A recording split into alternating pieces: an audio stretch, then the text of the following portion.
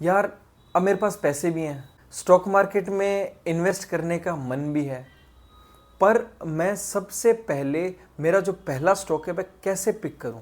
क्या चीज़ें मुझे मेरे दिमाग में रखनी चाहिए इन्वेस्ट करने से पहले? तो इस वीडियो में हम बात करेंगे उन लोगों की जिन्हें स्टॉक मार्केट का बहुत ही कम नॉलेज है या नॉलेज है ही नहीं, पर वो इन्वेस्ट करना चाहते हैं।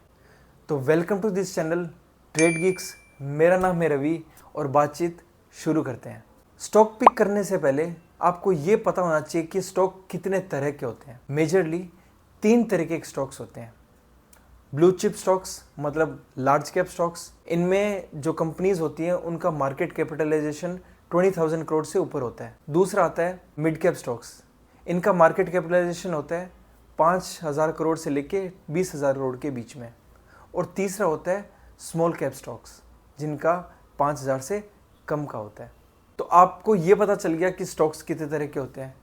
अब बात आती है कि आपको कितना अमाउंट कोई स्टॉक में इन्वेस्ट करना है। इसको समझने के लिए एक एग्जांपल से स्टार्ट करते हैं। लेट्स सपोज आपके पोर्टफोलियो में 40 कंपनीज हैं, मींस आपने 40 कंपनीज में इन्वेस्ट कर रखा है अलग अलग परसेंटेज में। अब उन 40 कंपनी में से एक कंपनी ऐसी है जिसका रिटर्न 100% हुआ है, मींस आपने जो भी प्राइस पे उसे बाई किया उसका डबल प्राइस हो गया। पर जिस कंपनी में आपने इन्वेस्ट किया था उस पोर्टफोलियो का सिर्फ 2% है वो कंपनी। तो आपका पोर्टफोलियो कितना ग्रो किया? आपका पोर्टफोलियो ग्रो किया सिर्फ 2%, क्योंकि वो स्टॉक ही 2% भागा।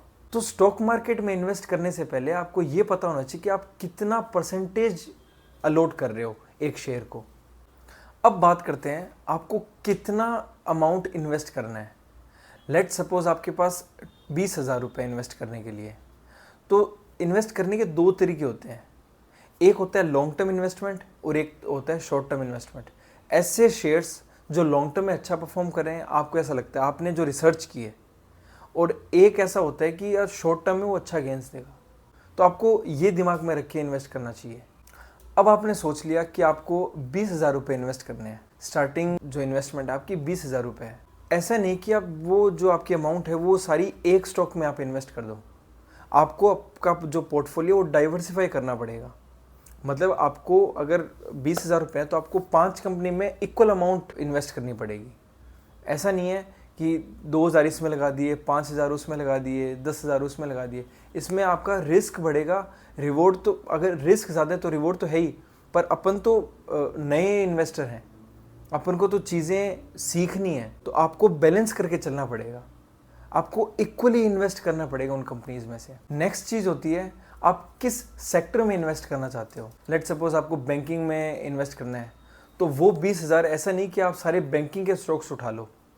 इससे आप क्या होगा कि आप तो डाइवर्सिफाई कर ही नहीं रहे। सेक्टर्स में भी तो आपको डाइवर्सिफाई करना पड़ेगा ना। अगर आप सिर्फ एक ही सेक्टर में जाओगे तो रिस्क इसमें भी ज़्यादा है। अगर बैंकिंग नीचे गई तो आपके सारे स्टॉक्स नीचे जाएंगे। तो आपको सेक्टर पिक करना पड़ेगा। कुछ शेयर आईटी सेक्टर के उठा लिए, कुछ एनर्जी सेक्टर के उठा लिए, कुछ ऑटोमोबाइल सेक्टर के उठा लिए, कुछ हॉस्पिटल इंडस्ट्री के उठा लिए। तो आपको डाइवर्सिफाई करना पड़ेगा। अब एक बात और करते हैं, आपने एक ऐसा स्टॉक पिक कर रहा है जो आपको अच्छा रिटर्न दे रहा है। अब आप सोच रहे हो मैं उसमें और इन्वेस्ट कर देता हूँ, आपने फिर इन्वेस्ट कर दिया। अब वो और अच्छा कर रहा है तो आप सोच रहे हो मैं और इन्वेस्ट कर देता हूँ। ऐसा नहीं होता स्टॉक मार्केट में। अगर आपने एक अमाउंट एक टाइम पे इन्वेस्ट कर दी तो आपको बैठना है और वॉच करना है। ऐसा नहीं कि आप जो सेविंग्स है वो लेके और एक में इन्वेस्ट कर रहे हो। इसको एक एग्जाम्पल से आपको समझाता हूँ। लेट्स सपोज आपको स्विमिंग आती है और आप सी में जाते हो स्विमिंग करने। आपको ये पता है वहाँ पे शार्क है। आप एक दिन स्विमिंग करने गए, आप सही वापस आ गए, मतलब आपने 1% रिस्क लिया अपने लाइफ पे।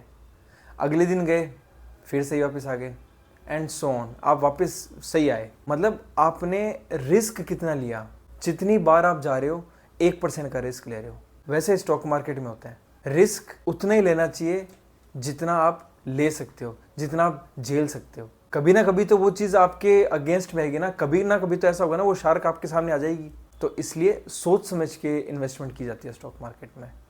तो अगर ये 3-4 चीज़ें आप दिमाग में रखते हो तो एज ए बिगिनर आप अपने स्टॉक मार्केट में इन्वेस्टमेंट की जर्नी को एक अच्छा स्टार्ट दे सकते हो। तो सीखते रहिए, सिखाते रहिए।